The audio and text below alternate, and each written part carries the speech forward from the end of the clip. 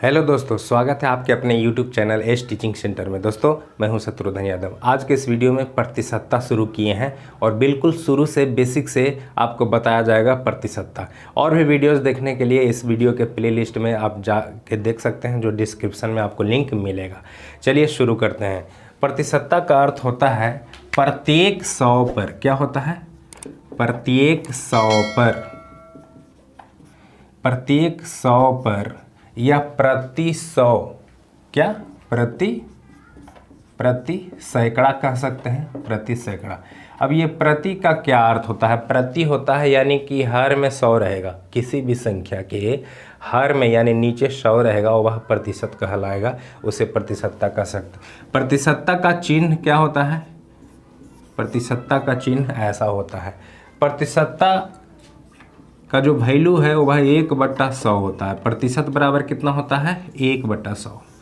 शब्द देखिए काफ़ी महत्वपूर्ण है, एकदम बिल्कुल शुरू से मैं आपको बता रहा हूँ, ताकि आगे आने वाले जो वीडियोज रहेंगे उसमें जो प्रश्नों को जो मैं हल करूँगा, ये सारे बातें जो है वहाँ पर लागू होगा, वहाँ पर काम में आएगा ये सभी बातें। तो चलिए बने रहिए वीडियो में। प्रतिशतता का अर्थ होता है 1/100, यानी यदि हम 1% का मान कहेंगे, 1% बराबर कितना होगा? तो 1/100 हो जाएगा। चूँकि प्रतिशत का वैल्यू कितना होता है? हर में 100 यानी 1/100। तो यहाँ पर इतना लिख सकते हैं इसको, है ना। यदि 5% का वैल्यू यदि हम निकालना चाह रहे हैं तो कितना हो जाएगा? 5/100 हो जाएगा। तो कितना हो जाएगा? 1/20। 5% का वैल्यू कितना हो जाएगा? 1/20। इस तरह से आप प्रतिशत का मान रख के अब आप जो है भिन्न में बदल सकते हैं, है ना। प्रतिशत वाले संख्याओं को भिन्न में बदलना, जैसे 20% का वैल्यू यदि हम ज्ञात करते हैं, 20% का कितना हो जाएगा? 20/100। तो 20×100 1/5। किसी को भी आप ज्ञात अब कर सकते हैं प्रतिशत में रहने पर। 3.1/100 प्रतिशत बराबर कितना होगा? इतना बताइए कितना होगा? तो हो जाएगा, ये गुना कीजिएगा, 301/100। अब प्रतिशत का वैल्यू रखिएगा 1/100, 1/100 रखिएगा, तो कितना हो जाएगा?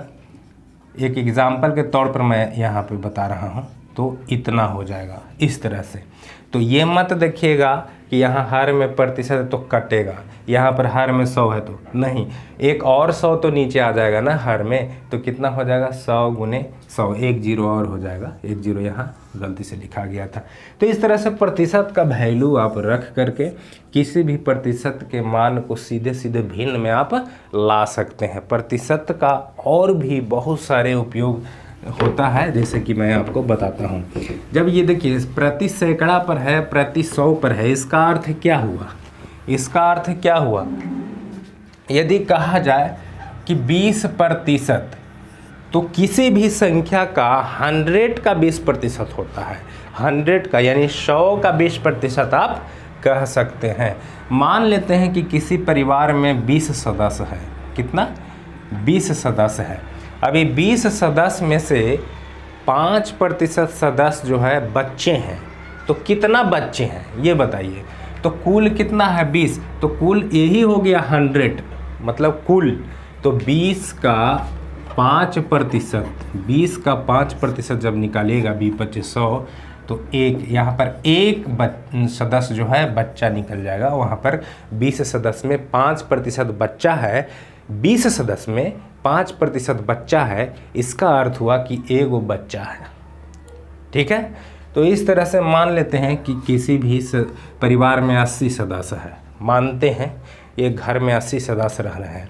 तो इसमें यदि 40% पुरुष हैं, तो बताइए कितने महिलाएं हैं? इस तरह का प्रश्न भी आएगा। ये पुरुष हैं। क्या है? पुरुष हैं। तो पुरुष 40% है, तो 80 का 40% जब हम ज्ञात करेंगे तो पुरुष मालूम हो जाएगा। तो 80 का 8 चौक 32, 8 चौक 32 यानी 32 सदस्य। 32 सदस्य क्या है? पुरुष है। महिलाएं कितना होगी? महिलाएं 80 में से 32 घटा देंगे, महिलाओं की संख्या ज्ञात हो जाएगा। तो यही देखना है कि जिसका जितना प्रतिशत है उसका डायरेक्ट निकाला जा सकता है। तो इस तरह से मैथ क्या कहता है कि सबसे पहले मुझे पढ़ के समझो। मैथ क्या कहता है, सबसे पहले मुझे पढ़ के समझो, उसके बाद जब आपका दिमाग यदि कहे कि हाँ ये बनेगा तो वो बनना ही है, और उसका तरीका जब आप समझिएगा कि कैसे बनता है तभी तो बनेगा। तो इस तरह से प्रतिशत को आप कुछ समझ गए होंगे। अब इसमें चलते हैं चैप्टर वाइज, जो जिस तरह के प्रश्न पूछे जाते हैं उस तरह के। सबसे पहले हम आपको बताएंगे प्रतिशत हटाना। प्रतिशत हटाना इस तरह के प्रश्न है। देखिए 20 का 5% प्लस भाट बराबर 60 का 4%, 40% कर दीजिए। इस तरह का प्रश्न आएगा कि नहीं आएगा? आता ही है, इस तरह का प्रश्न आता ही है। हमको क्या करना है, परसेंटेज का मान रख के हल करना है, और क्या करना है। यहाँ प्लस हो गया है, जैसे अगर प्लस नहीं रहता तो डायरेक्ट हम प्रतिशत काट सकते थे, लेकिन यहाँ पर प्लस है। इसको हल करने के बाद इसको ले जाकर घटाना होगा यहाँ पर। तो प्रतिशत का जब हम वैल्यू रखेंगे तब 20, 25, 100 यानी कि 1 आ जाएगा। यहाँ पर भाट बराबर यहाँ पर भी इसका प्रतिशत का वैल्यू रखिएगा तो ये 2 जीरो से कट जाएगा, 1 इधर आकर के घटेगा तो कितना हो जाएगा, 624 में से 1 घटा 23। देखिए आ गया ना। तो इस तरह से देखिए, इस तरह के प्रश्न को आप परसेंटेज का मान रखकर हल कर सकते हैं, यानी एक टाइप आपका क्लियर हो गया। ऐसे प्रश्न बहुत पूछे जाते हैं परीक्षाओं में। देखिए अगला प्रश्न हम दे रहे हैं आपको, देखिएगा कैसे बनता है अगला प्रश्न है 200 का 4% का x बराबर 40 का 50% हो तो x का वैल्यू बताइए, x का। इस तरह के प्रश्न, देखिए इस तरह का प्रश्न हमेशा आता ही रहता है। अब इसमें हम क्या करने वाले हैं कि इसमें देखिए कि जब प्लस कहीं नहीं है और नहीं माइनस है, नहीं इसमें, तो डायरेक्ट हम प्रतिशत को काट सकते हैं। प्रतिशत गया, प्लस माइनस नहीं रहने पर आप प्रतिशत को काट सकते हैं, है ना। यदि यहाँ पर प्लस रहता है या तो माइनस रहता तो नहीं काट सकते थे, इधर हल करके फिर उधर हल करते, फिर उधर ले जाके घटाते। तो इस तरह से प्रतिशत तो गया। अब यहाँ से इसको भी काट सकते हैं, देखिए इसको भी काट सकते हैं, 10 से कट गया है, ये 2 जीरो से 2 जीरो कट गया, तो x बराबर आ गया 5/2। 5/2 को क्या लिख सकते हैं, 2 दूनी 4, 2.1/2 लिख सकते हैं। x का वैल्यू कितना आया, 2.1/2। इस तरह के प्रश्न को अब आप आसानी से बना लेंगे, एक टाइप क्लियर हो गया। अब हम सीखेंगे प्रतिशतता में प्रतिशत वृद्धि करना या तो कमी करना। प्रतिशत वृद्धि करना या तो कमी करना। प्रतिशत वृद्धि या कमी हमेशा परीक्षाओं में काम आता है, परीक्षाओं में पूछा जाता है, क्वेश्चन को बनाने में काम आता है हमेशा। कैसे, देखिए मान लेते हैं कि आप 200 रुपया कमाते हैं, ठीक है, कमाते हैं, 20% बढ़ा दिया गया, आपकी आमदनी 20% बढ़ा दिया गया। आपका आमदनी कितना हो जाएगा बताइए। तो सीधे आप कीजिए ना कि 200 का 120/100, परसेंटेज का मान तो रखाएगा ही 1/100 यानी कि बटा में 100। अब इसको आप हल कीजिएगा तो 240 रुपया आपका आमदनी हो जाएगा। इसको एक तरीका से और भी बना सकते हैं, ये तो डायरेक्ट आंसर आ गया ना, 120 कर दिए। 20% बढ़ाने का अर्थ है 120, 100 से बढ़ेगा।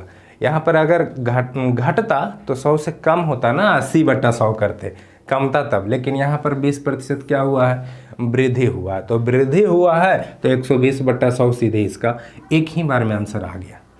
एक तरीका से और आप बना सकते हैं, 200 का 20% आप ज्ञात कर सकते हैं। 20% तो कितना हो जाएगा, देखिए 40 हो जाएगा। तो 40 बढ़ा है ना, वृद्धि कितना हुआ है, 40 हुआ है। पहले कितना कमाते थे, 200, अब 40 बढ़ गया है तो कितना हो जाएगा, 240 ही तो हो जाएगा। तो इस तरह से आप ये डायरेक्ट ज्ञात कर सकते हैं। वृद्धि करना अब आप सीख गए हैं, समझे। कमी भी करना सीख जाइएगा। यहाँ 20 कमी रहता था, 80/100 हो जाता है, इस तरह से। चलिए कुछ और प्रश्नों को देखते हैं। चलिए मान लेते हैं कि आप 1000 रुपया कमाते हैं, ठीक है। आपके वेतन में पहले 20% वृद्धि कर दिया गया है और फिर 10% कमी कर दिया गया है। 20% वृद्धि, बाद में 10% की कमी। अब आपका इनकम कितना हो गया है समझिएगा। 1000 रुपया कमा रहे हैं, पहले आपके वेतन में 20% वृद्धि कर दिया, फिर 10% कमी कर दिया है, तो अब आपका वेतन में क्या परिवर्तन हुआ है। तो आप सीधे परिवर्तन निकाल लीजिए। 20 वृद्धि हुआ है तो 120/100 कीजिए, गुना 10 कमी किया है तो 90/100 कीजिए। यही है, जितना आएगा उतना ही होगा। इसमें से 2 जीरो कटा, 2 जीरो और कट गया, कितना हो जाएगा, ये तो पूरा कट गया, तो बरनामा अठोतल से 108 पर 1 जीरो, यानी कि 1080 रुपया हो जाएगा वेतन।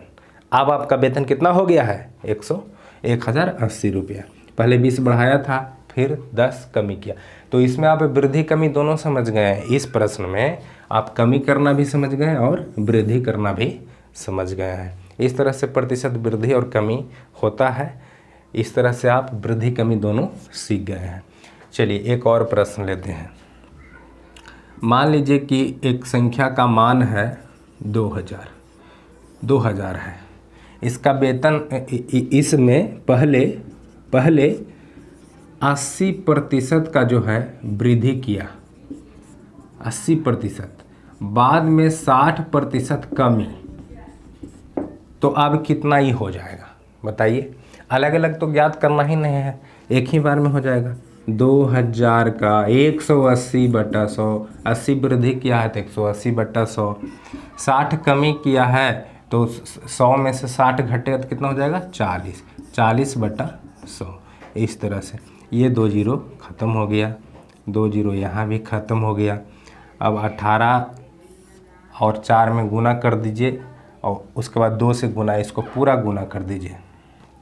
18 चौक 72, अब 72 गुने 2 144, 144 पर 1 जीरो, मतलब अब कितना हो गया है देखिए, 1440 रुपया हो गया है। अब चूँकि 80% कम वृद्धि किया था, 60% कमी किया था, और यहाँ पर कितना था, 2000 रुपया था।